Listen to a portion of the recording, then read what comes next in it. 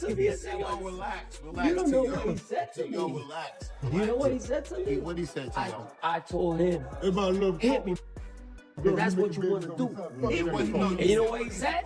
He said, because of the police, right? Because of the police. Nah, he wanted to hit him. He said he don't want you to know, man. You trying to get No, because he said, you're trying to be protected. What you talking about? You know,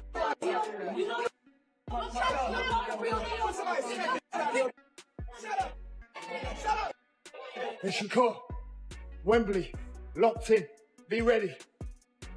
You want the rehydration clause? You gotta pay. Yeah? I still smash your first fight down in 147 in 3 years, and I'll still give it to you. Terence Crawford fires back aggressively, directly targeting Teofimo after comments from Teofimo's family stirred major buzz across the boxing scene, and the exact words exchanged are shocking. I thought he was fast, he was slow.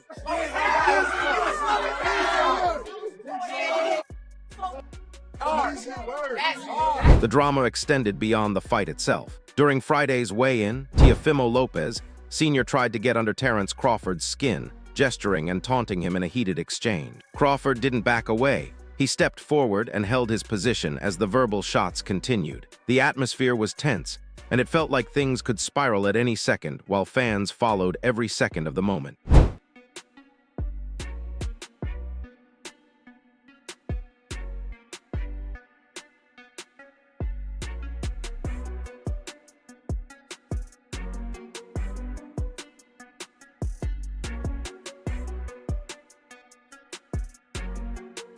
Lopez, Sr. also drew attention with a belt-related stunt that surprised the audience, and Shakur quickly grabbed them, adding another unexpected twist. Crawford later responded in his own way after the bout, tapping Lopez, Sr. on the back and throwing a subtle taunt. That brief move triggered a strong reaction from the Lopez camp and pushed the tension even higher, with Crawford clearly leaning into the moment.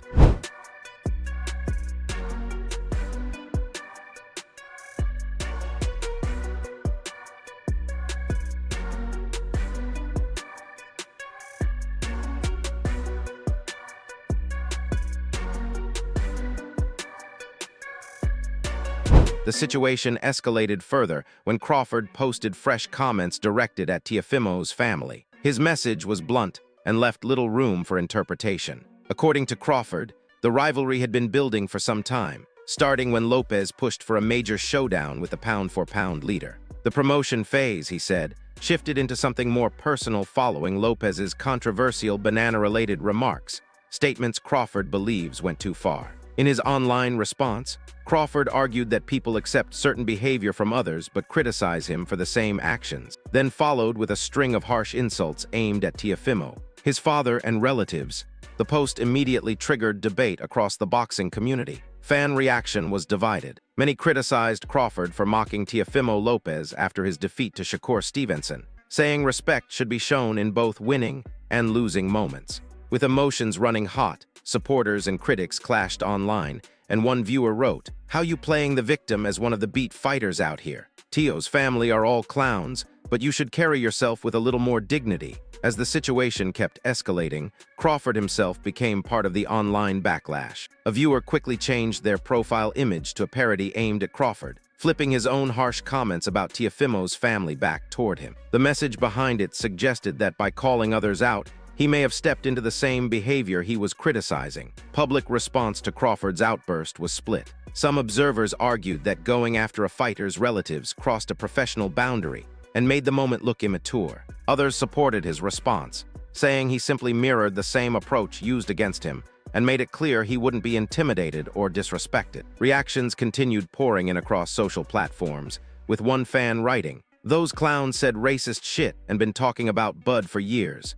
And now he's supposed to take the high road FOH." Crawford later approached Teofimo Lopez, Sr. at close range, and appeared to joke about his son's defeat. But many viewers say the full sequence of events wasn't clearly shown. Lopez, Sr. claimed afterward that Crawford attempted to take a swing at him, and that the situation cooled down only after authorities moved in and the confrontation was addressed. That version remains disputed, but the verbal sparring and ongoing taunts between Crawford and Teofimo's side continue to fuel the rivalry.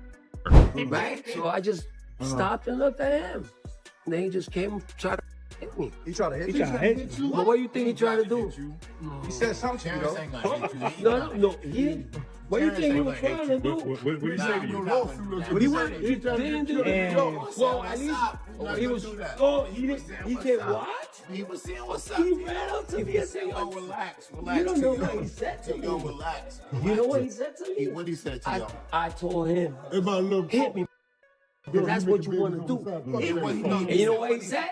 He said, because of the police, right? Because of the police. He wanted to hit him. He said he don't want you to lower, man. He ain't trying to get No, lower. because he's saying, you trying to be. No matter how the side drama is viewed, one result stood out clearly. Shakur Stevenson established firm control. What many predicted would be a tight, tactical duel instead became a one-sided technical showcase. Stevenson didn't just edge the fight, he methodically broke it down. From the first round, his lead hand landed with sharp precision, dictating distance, rhythm, and ring placement throughout the contest. There were no major momentum shifts and no late fight swings, just steady, disciplined dominance from start to finish. Adding another layer to the moment, the jab that Teofimo had previously criticized as too slow became the very tool Stevenson used to needle him during the bout. Observers across boxing circles reacted quickly to the performance. I thought he was fast, he was slow.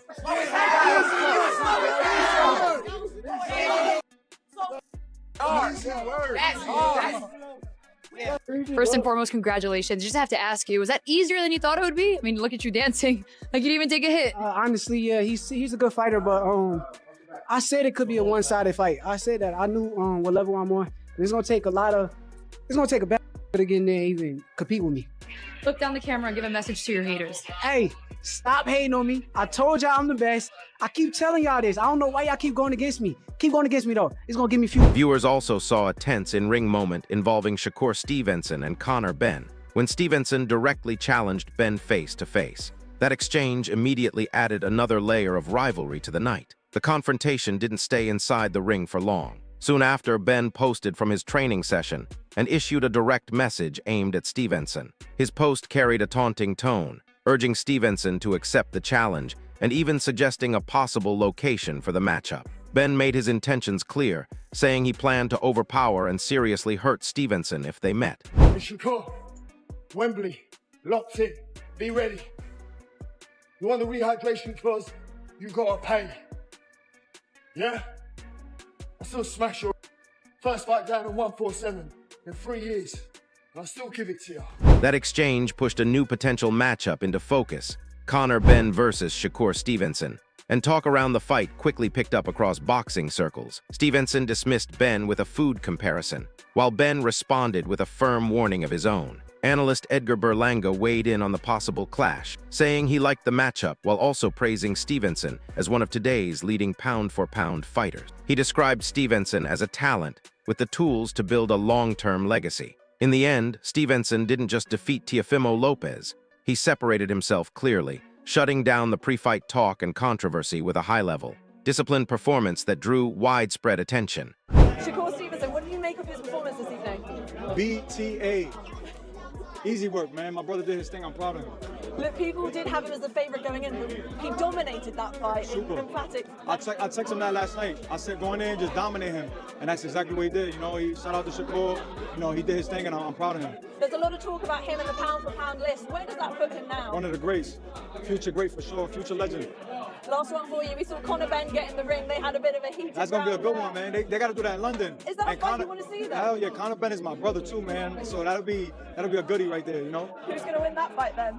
I don't know. No comment. Those are my brothers, man. They're going to make a lot of money. That's As praise continues to build around Shakur Stevenson's skill set and pound-for-pound standing, Conor Benn has made it clear he's staying ready and watching closely for an opening. He's positioning himself as a future opponent and says he's prepared to challenge Stevenson when the opportunity appears. Commenting on Stevenson's showing against Teofimo Lopez, Benn offered a blunt assessment, describing the style as effective but not exciting to watch. Even with the clear win, Benn argued that entertainment value was missing from the performance.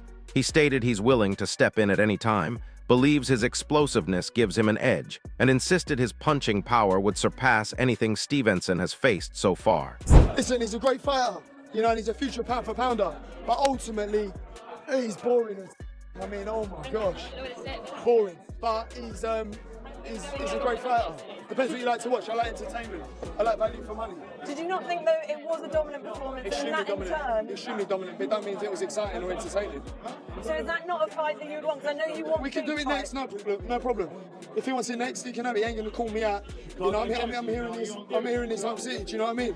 Why are you levels above, in your opinion, then, Shakur? It's not even levels above. He's a smaller man, and I'd use that to my advantage. I'm too explosive and I punch him. Speaking with total self-belief, Conor Benn delivered a direct message about his intentions toward Shakur Stevenson, saying he plans to stop him decisively and stands behind every word. According to Benn, this isn't talk for attention. He says he's fully focused on making an impact in his next big outing. Even though Stevenson publicly mentioned him as a target, Benn explained that he may pursue other fights first, with names like Rolando Romero or Ryan Garcia under consideration. Still, he stressed that if a bout with Stevenson is offered, he won't hesitate to accept. His bold stance comes right after Stevenson's highly controlled performance, where he limited incoming shots and handled the fight with precision. Benn, however, maintains that he would land cleanly and change that pattern. And now the boxing audience is watching to see whether the matchup becomes official. Earlier I saw you with Rolly Romero. It got a bit heated in front of me. What happened there? I'm not quite sure, but I'm just on smoke. Is that the fight you want next then? Listen, all of them can get it. I'll come over here and fight them all over here. You said yesterday that that was the fight that you wanted to make, and on the red carpet you were saying to him, let's make it now. I believe Ryan Garcia's the fight to make, but if that fight don't materialise, well, listen, I ain't sure what... Even with Conor Benn showing strong belief in himself, several analysts have pushed back, saying he may not yet be equipped to deal with Shakur Stevenson's current level. Some critics argue the challenge is premature and driven more by attention than timing. Prominent media voice Simon Jordan questioned Benn's approach and described the callout as a publicity move rather than a competitive step. He said Benn is operating outside Stevenson's competitive lane, especially following Stevenson's dominant win over Teofimo Lopez, who many regard as the leading force at 140. Jordan dismissed the callout as unrealistic and framed it as name-seeking rather than a properly earned challenge, asking whether Benn's move reflects true ambition or a push for spotlight. I think Shakur Stevenson is a sublime performer. I didn't much enjoy the performance against Teofimo Lopez, not because of Shakur Stevenson's superiority, because it wasn't much of a fight. Yeah. And the fact that I tipped Teofimo Lopez, I enjoyed even less. I don't listen. Conor Benn doing his best Dennis Rodman impression. I don't think he's in that class. I don't think he can fight. I think it's ridiculous calling out a 135 fighter that's just stepped up at 140 and beaten Teofimo Lopez into a conversation. But it's great publicity for Conor. And I'd like to see Conor get in the ring and fight people like Lewis Crocker, or get in the ring and fight people like Josh Kelly, rather than autograph hunting. But listen, this is the currency. As the boxing world watches history being written, Shakur Stevenson has firmly cemented his place among the sport's elite. Expectations are sky high for his next move, and fans are eager to see who will step up. This latest bout wasn't just another victory. Stevenson methodically outclassed a stronger, more aggressive Teofimo Lopez, leaving no doubt about his technical brilliance. The performance highlighted his precision, timing, and strategic mastery, earning widespread acclaim. But the spotlight isn't just on Stevenson anymore. A new contender, Rio Valenzuela, has entered the conversation, confidently announcing himself as the ideal next opponent and explaining why he believes the matchup makes perfect sense. You would like to take on Shakur? Yeah, I've been watching Shakur since I was young, and I couldn't compete in the national tournaments when I was young because my parents didn't have money to take me, and he was always the top amateur. But I know I have a couple losses. I know Shakur is this and that, but like I said, boxing's all about styles. Edwin De Los Santos gave him a good fight, but Edwin De Los Santos, he shot twice and then he would give up a reset. You can't do that with Shakur Stevenson. Cepeda gave him a great fight, but he was just kind of all here. I think I got all the abilities, and we would make, it takes two to tango. Yeah. And I think me and him would be a great fight later down the line.